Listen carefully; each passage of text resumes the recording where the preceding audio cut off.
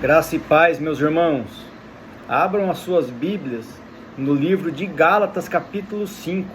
Nós vamos iniciar o estudo desse capítulo, fazendo um estudo e uma breve reflexão dos versículos 1 ao 7. Aqui nós veremos a continuação da carta que Paulo escreveu aos Gálatas, onde ele está tratando a salvação pela lei ou através de Cristo. Versículo 1: Para a liberdade que Cristo nos libertou, permanecei, pois firmes, e não vos submetais de novo a julgo de escravidão. Eu, Paulo, vos digo que se vos deixar de circuncidar, Cristo de nada aproveitará. De novo, testifico a todo homem que se deixa circuncidar, que está obrigado a guardar toda a lei.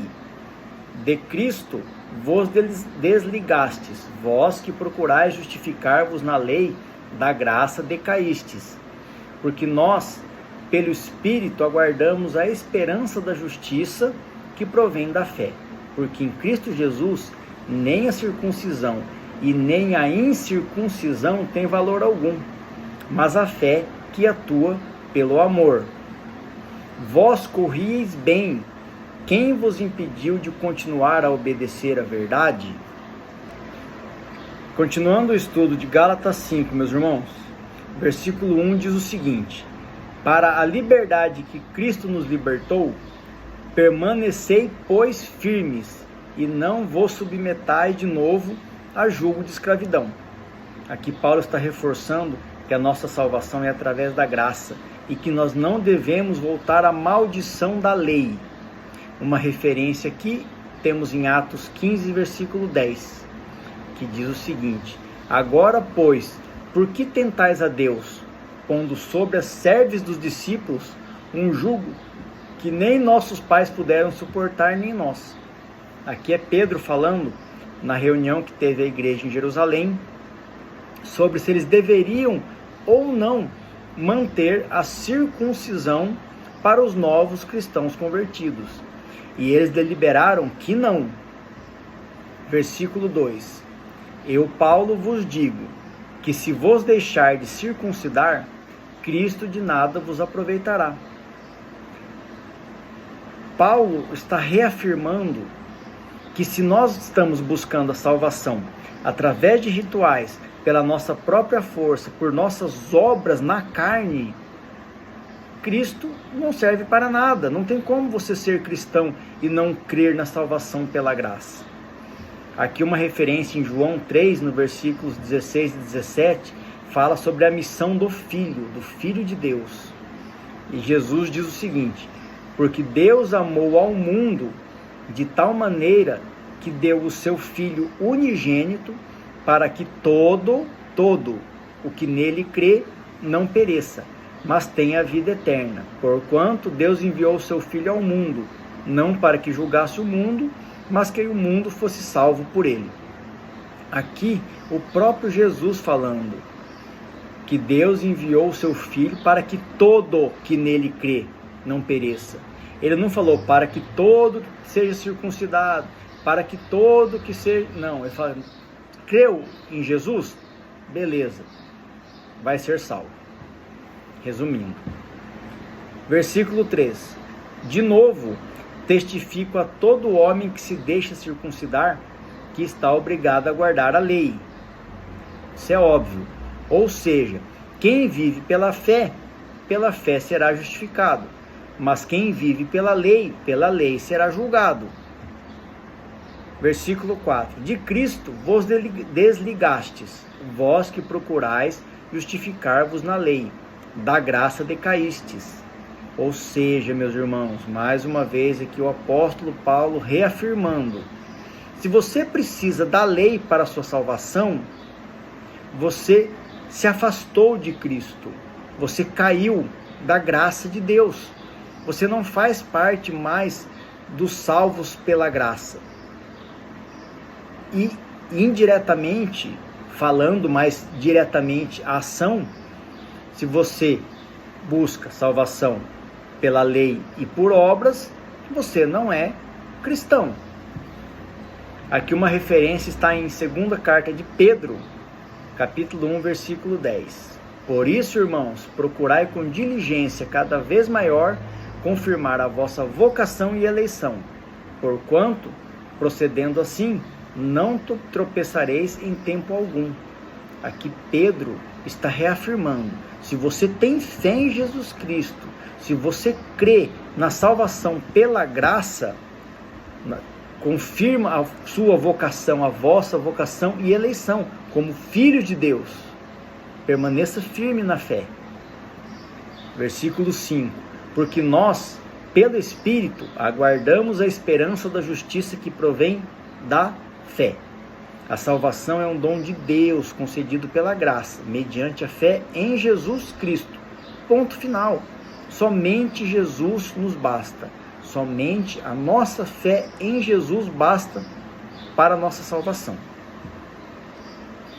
Até para que não tenha uma má interpretação. Quando você crê em Jesus Cristo, quando você realmente se converte, você tem uma mudança de vida, você tem uma mudança de postura, uma mudança de atitude. Por isso que nós dizemos que morre o velho homem e nasce o novo homem.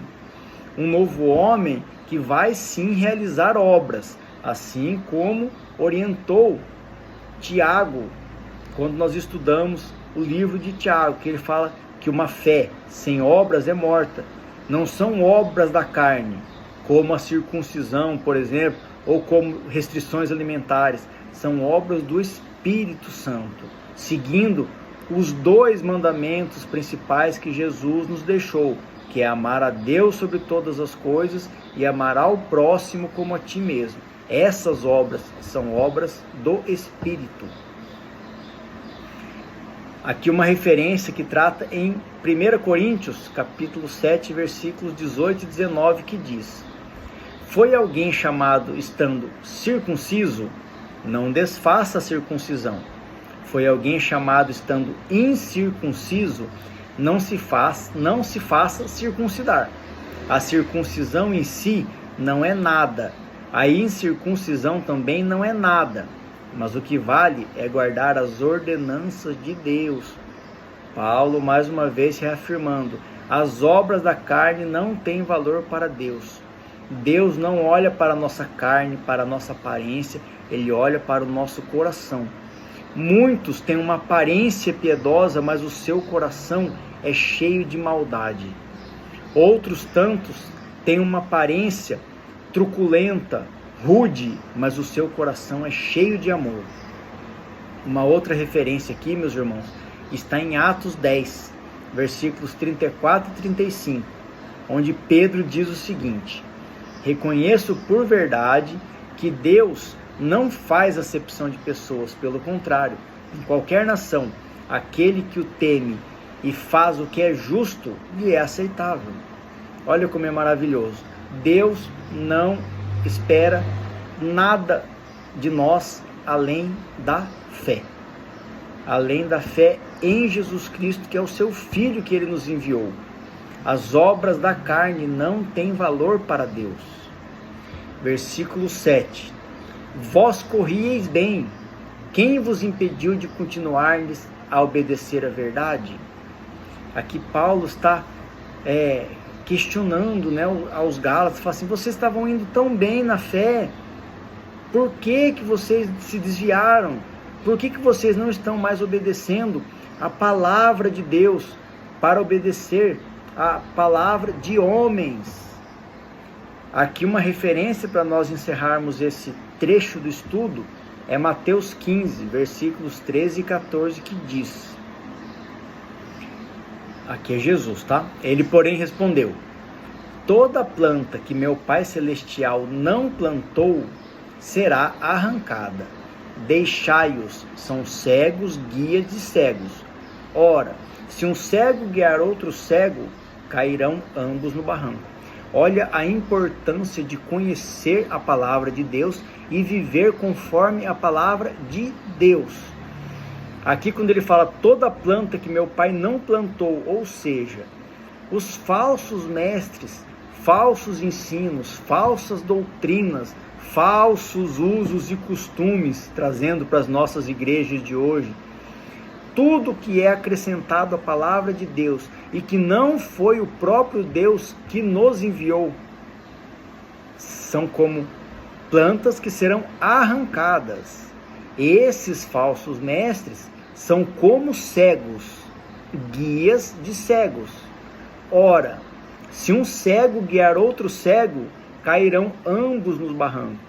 Aqui não se trata apenas do falso profeta, pois as pessoas que também seguem o falso ensino também cairão no barranco. Por isso é tão importante, meus irmãos, como diz lá em João 8,32, e conhecereis a verdade, e a verdade vos libertará. Leia a Bíblia, leia a palavra de Deus. Não acredite no que eu estou falando, no que o pastor está falando, no que o padre está falando. A verdade está na Bíblia. E tudo que não está na Bíblia e que é imposto a vocês nas igrejas, não faz parte da palavra de Deus. É convenção dos homens. Que tudo seja feito para a honra e glória do nosso Senhor Jesus Cristo. Amém.